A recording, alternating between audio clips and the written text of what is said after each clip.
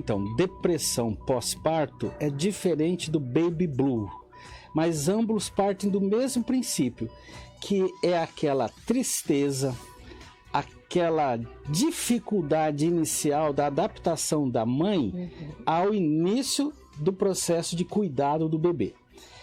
Quando nós ouvimos essa expressão baby blue, em que ela não pegou no Brasil, porque é uma expressão americana, é aquela tristeza do primeiro impacto que a mãe sente com relação a todas as responsabilidades que é cuidar dessa criança que acabou de nascer.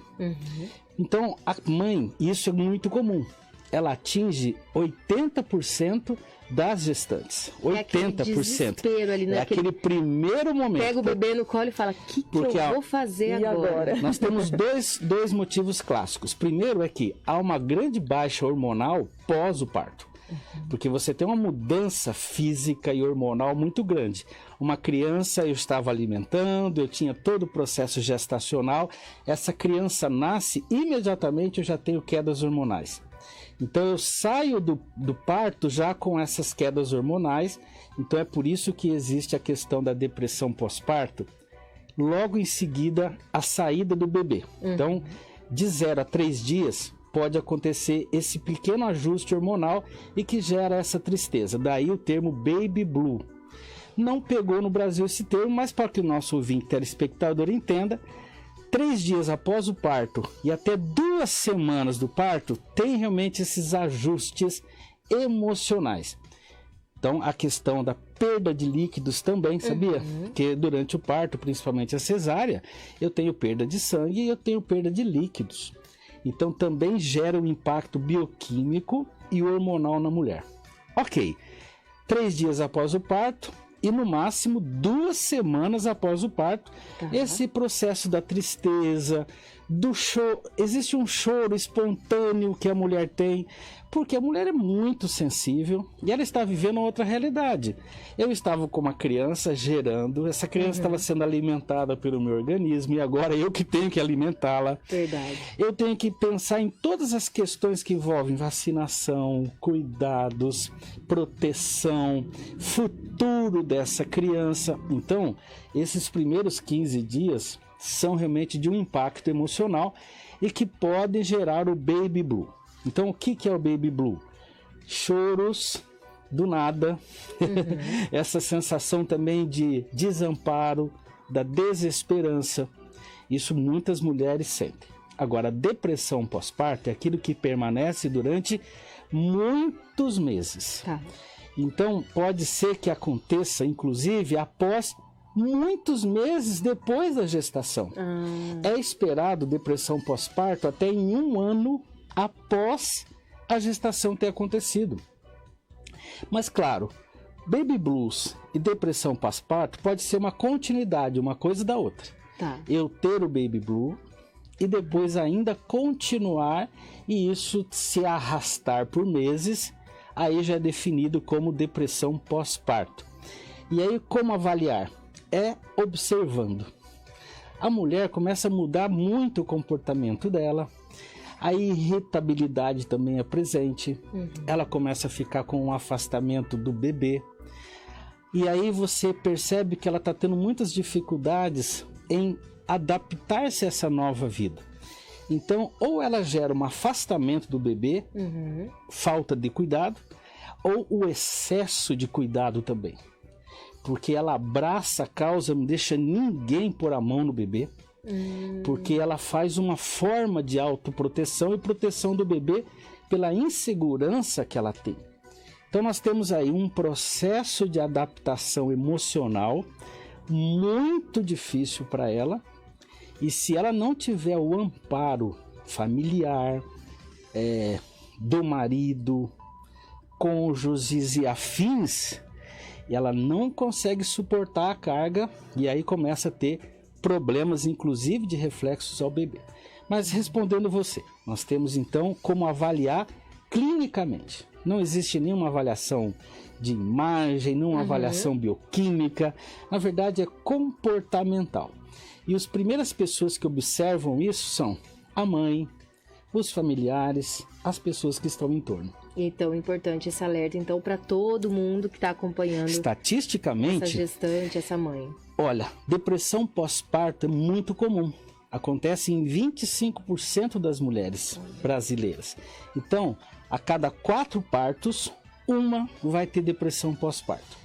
E o Baby Blues, 80%. Muita coisa. Isso é já estatístico da Fiocruz, um estudo recente que a Fiocruz fez no Rio de Janeiro, e realmente representou uma expectativa de toda a população brasileira.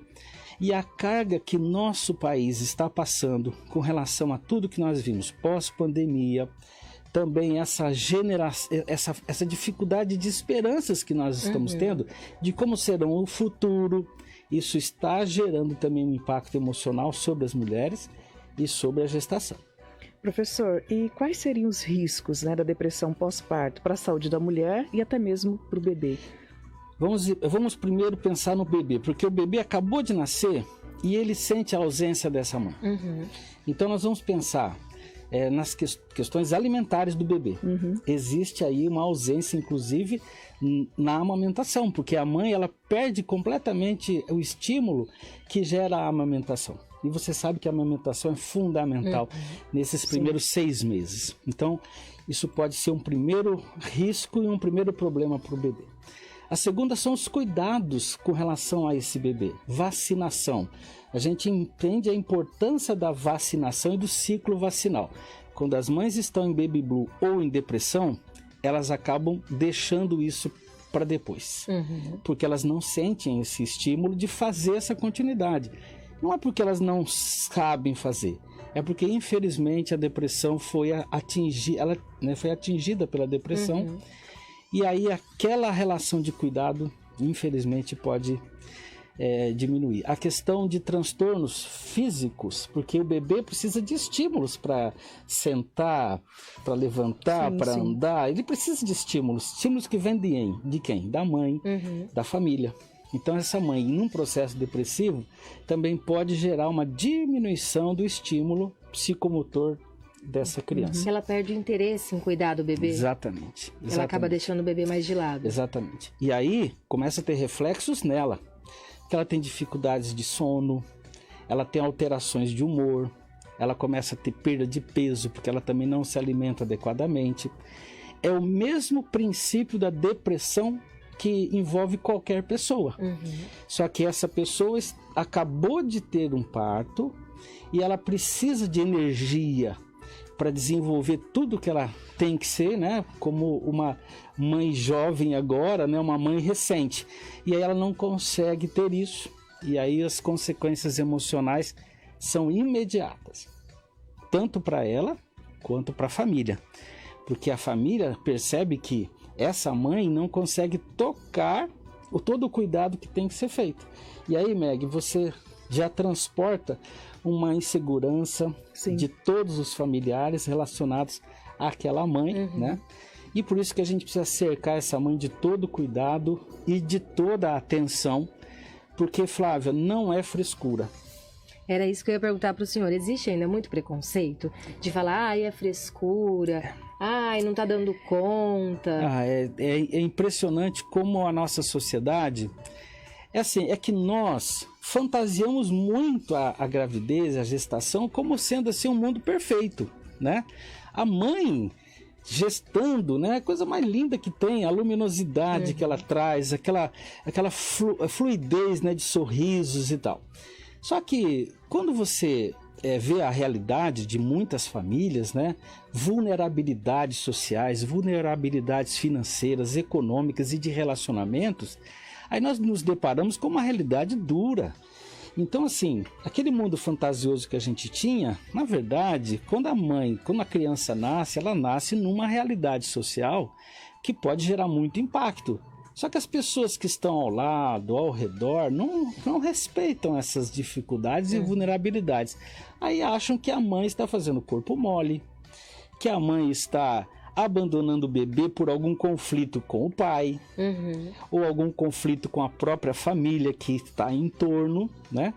E ela diz, olha, ela está abandonando. Não é isso. Nenhuma mãe abandonaria o filho sem que houvesse algo muito forte envolvido ali. E aí, como essa pesquisa foi muito bem detalhada, nós vimos que não pode ter preconceitos e um olhar pejorativo sobre o que está acontecendo com essa mulher. Ela tem que ser avaliada porque existem problemas hormonais, físicos, psicológicos que vão afetar, olha, 1 a cada 4 mulheres. Então é muita coisa e não pode ser visto mais como corpo mole, né? Sim. Meu Deus, a mulher acabou de gerar, com todas as suas, né, dificuldades ali, e você ainda gera um preconceito sobre ela? Não é possível mais, né? Isso mesmo. Ô Meg, vou dividir com vocês uma coisa que aconteceu comigo. Quando eu tive meu filho, eu lembro que quando eu fui sair do hospital, a minha médica falou o seguinte para minha mãe e para minha família: não esqueçam que para uma mãe conseguir maternar, cuidar do seu filho, ela também precisa ser cuidada.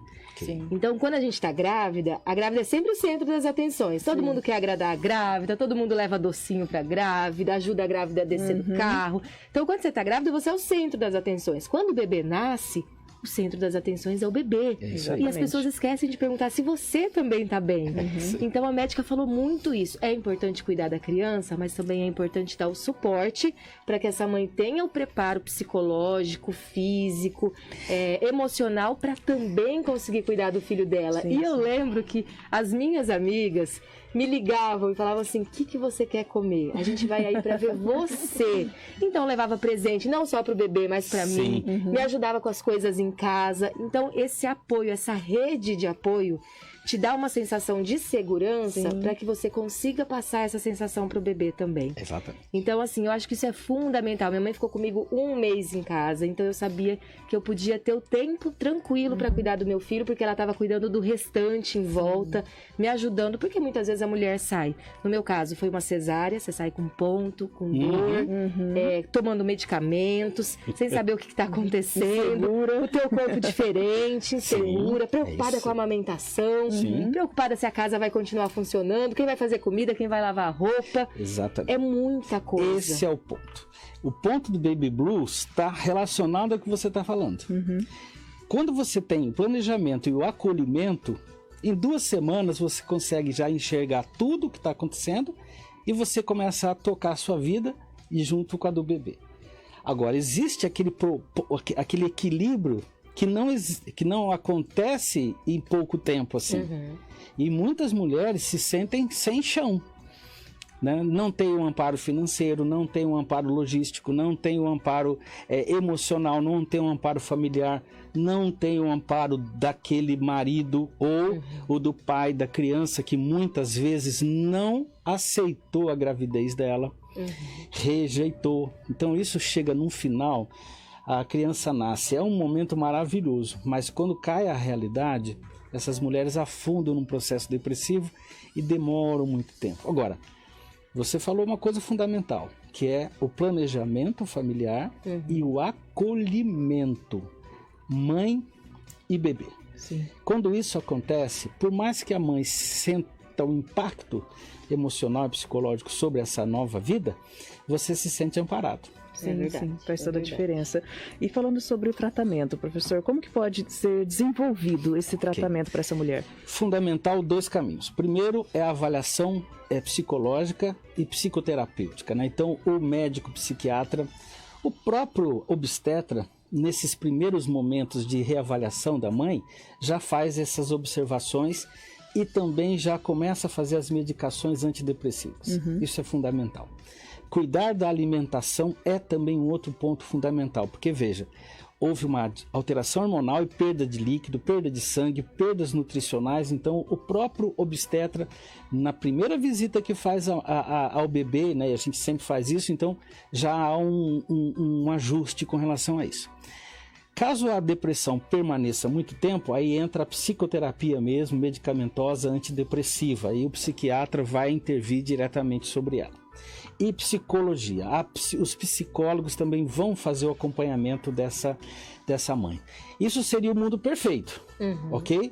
Que cuidaria durante 1 ano de todo esse aspecto. Agora, nós entendemos nesse tipo de abordagem. Então, às vezes, a mulher demora muito até identificar o problema e procurar ajuda. Então, algumas até, Meg, sofrem impactos tão graves que nesse meio, até encontrar uma psicoterapia, tem separações do pai e da mãe, porque ninguém entende o que está acontecendo isso. Existem aqueles abandonos que a gente vê às vezes na televisão, né? Abandonos de crianças em lata de lixo, abandonos de crianças em situações de, assim, extrema, né? Então você fica perplexo porque o tratamento não chegou a tempo. Então, quando chega a tempo, há uma tranquila organização, e aí nós temos realmente na estatística que todos que estão envolvidos com tratamento conseguem superar esse período de depressão pós-parto. Então, a psicoterapia medicamentosa e a comportamental ajuda muito, né, nesse conceito. Bacana. Professor, para a gente encerrar nossa conversa, prevenção. Tenho como já durante a gestação me preparar, me organizar e ficar atento a sinais para que eu não tenha depressão pós-parto? Claro, a primeira coisa é me cercar de todas as possibilidades desse amparo e desse acolhimento que vai acontecer pós o parto. Planejamento familiar, fundamental. Se eu tenho histórico familiar de depressão pós-parto, aí que eu tenho que tomar mais cuidados ainda, né? E ter uma clareza muito grande com o meu médico sobre isso, porque já vai se cuidando também das questões hormonais antes mesmo da criança nascer. Outra coisa que é muito importante, o tripé, atividade física regular. As mulheres precisam entender que durante o parto a atividade física faz as regulações hormonais. Não precisa ser nada de alto impacto, né? Uma natação, uma hidroginástica, o pilates ajuda muito. Outra coisa é o equilíbrio através da acupuntura. Muitas mulheres hoje estão procurando acupuntura para fazer essa reorganização hormonal. Olha que bacana. Como preparação antes da própria antes do parto, né? E muitas estão procurando já por orientações médicas, porque a gente já sabe de todos os benefícios da acupuntura, também é utilizado isso. E Flávia, aquilo que a gente mais quer que as pessoas tenham, evitar os extremos, né? A gravidez ela precisa ser saudável e equilibrada. Os extremos com relação ao estresse, os extremos com relação ao abandono, os extremos com relação à não aceitação do processo de gravidez, não pode acontecer durante o parto, durante a gravidez. A mulher precisa se sentir segura, estável e com o mínimo de qualidade possível de vida para poder posteriormente dar continuidade na vida dessa criança.